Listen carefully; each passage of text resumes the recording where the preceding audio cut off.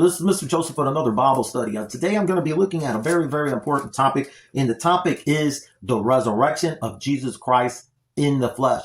His coming in the flesh, his death and burial in the flesh, and his resurrection in the flesh, his ascension in the flesh, his return to judge the living and the dead, and his kingdom that will have no end in the flesh.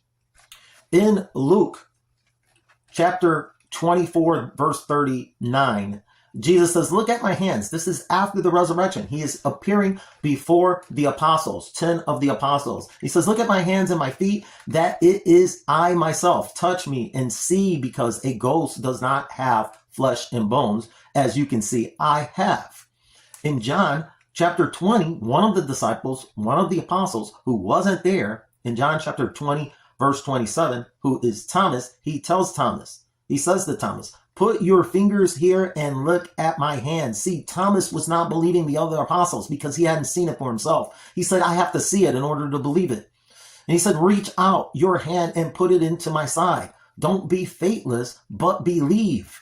And after doing so, Thomas responded to him, my Lord and my God. Jesus rebukes Thomas and says, Jesus said to him, because you have seen, you have believed. Blessed are those who have seen, who have not seen, yet believe. So it is clear that Jesus had a bodily resurrection. So it's important that you believe in the person of Jesus, who he said he was, what he said he was going to do, what he actually did, and what he is going to do in the future. So if you don't believe what Jesus says and who he says he is, then that makes him a lunatic in your mind. And if he's a lunatic, then he can't be Jehovah. He can't be Christ. He can't be the Messiah, and he can't be the Son of God. And he and God are not one together then, because that would make him the Antichrist.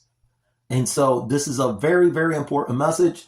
I know it stings and hurts some of you who have heard differently, who have been deceived by the spirit of the Antichrist, and that you have not confessed of the coming of Jesus Christ in the flesh. So if you haven't done that, I pray that you will do so. Till the next time, peace be with you, and thanks be to God.